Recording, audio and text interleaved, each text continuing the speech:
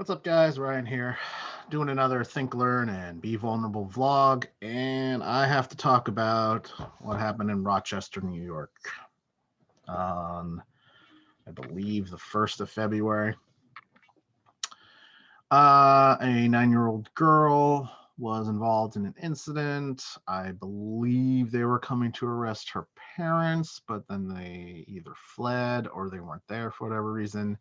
She was handcuffed, thrown in the back of a squad car, and I guess they were trying to get her all the way in. And they kept telling her to get in, telling her to get in, but she's obviously incredibly scared and freaking out and crying and stuff. And they tell her, "We're going to pepper spray you unless you get in the car." But she's, you know, her mind is gone. She's just so scared and she has no control of herself. So they just freaking pepper spray her right in the face, shove her in the car, and slam the doors. And various videos that I've seen, the cops are just like, unbelievable. I can't believe they would act this way. She would act this way. And I can't believe I have to say this to trained professionals.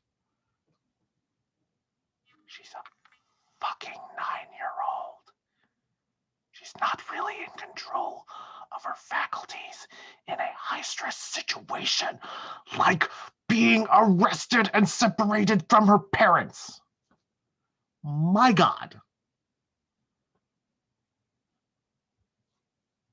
George Floyd happened a few months ago, like 6 months ago.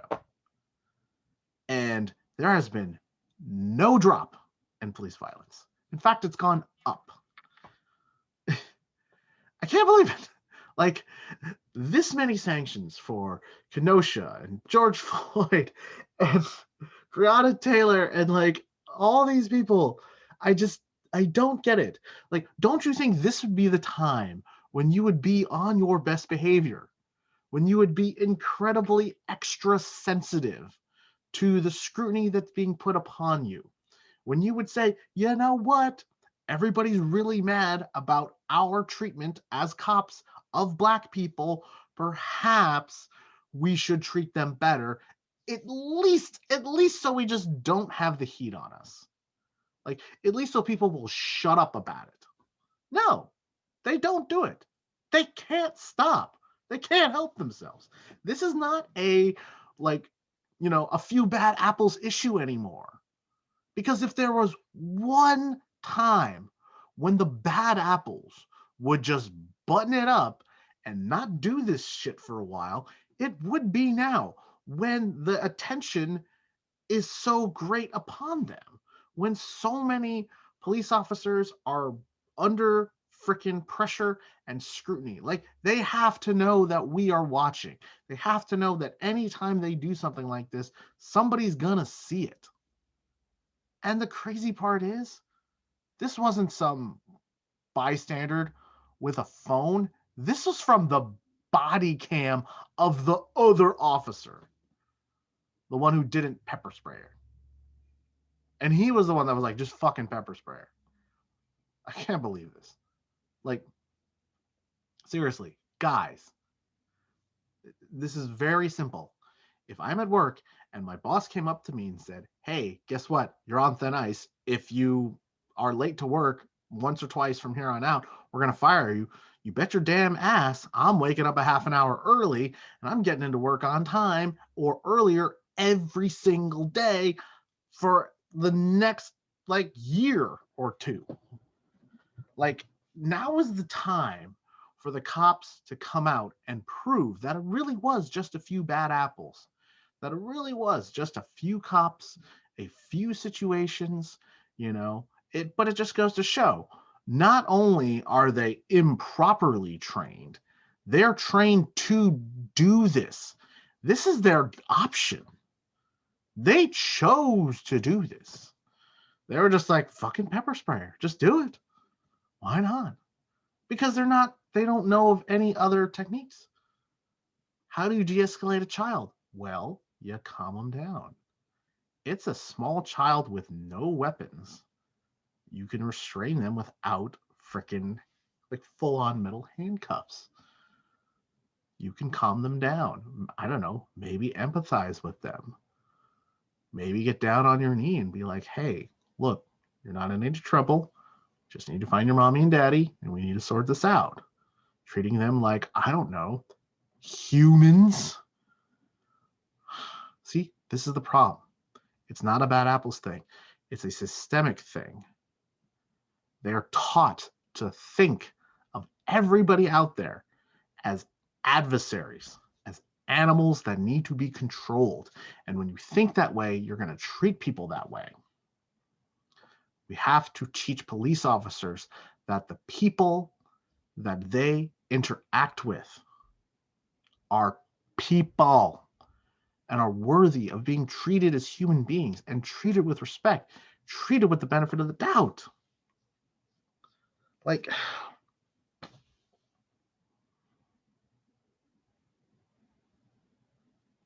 and that's the problem.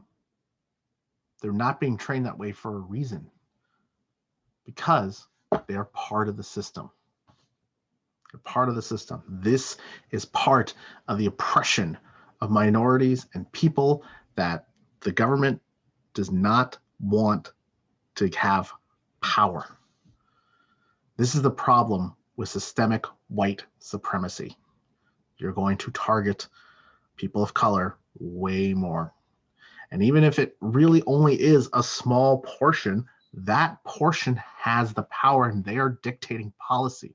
They're dictating training. So even people that are of color are being taught to see everyone as adversarial and as animals and as not human. And when you demonize people, you see demons everywhere. And this is what's happened. This is not a war zone. America is not a war zone. You have to stop thinking of yourselves as soldiers and soldiers of fortune and glorifying people like the Punisher.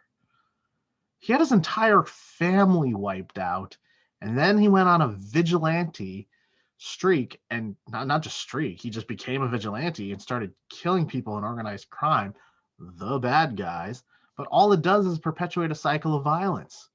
That's the whole point of that comic. And then you sons of bitches put a freaking Punisher skull on your police cars like it's a good thing. The Punisher is not a hero. He's literally an anti-hero. It's in the name. Anti-hero. He is breaking the law. You're supposed to uphold the law. You're not doing it.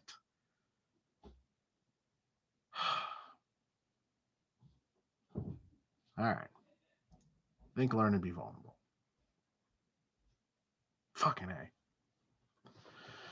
Well, we need to seriously think about just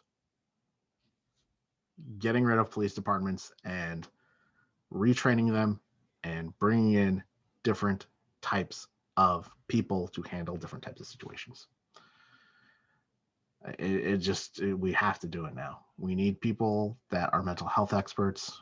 We need people that are, you know, like addiction specialists. We got to have it. I'm totally fine with having those people and having the police back them up, but we can't have every call being met with a cop with his hand on his gun and his hand on the pepper spray. We just can't. We got to have people who can talk to the public and don't just see everybody as a criminal in waiting. And what can we learn from this? Well, we need to learn, are we, one, part of the problem? Are we encouraging this? Or at least encouraging it by our silence and by us not doing anything? And two, and this would be the vulnerable section, are we benefiting from this? Yeah, we are. At least some of us are.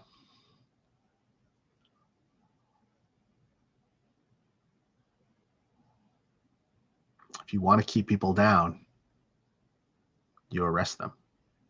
You throw them in jail and you treat them like criminals, and you portray them as criminals. If everyone that you are opposed to are criminals, that's how you keep power.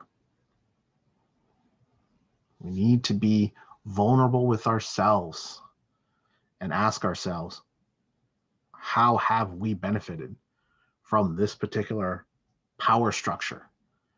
And we also be able to say, I do not want this benefit anymore.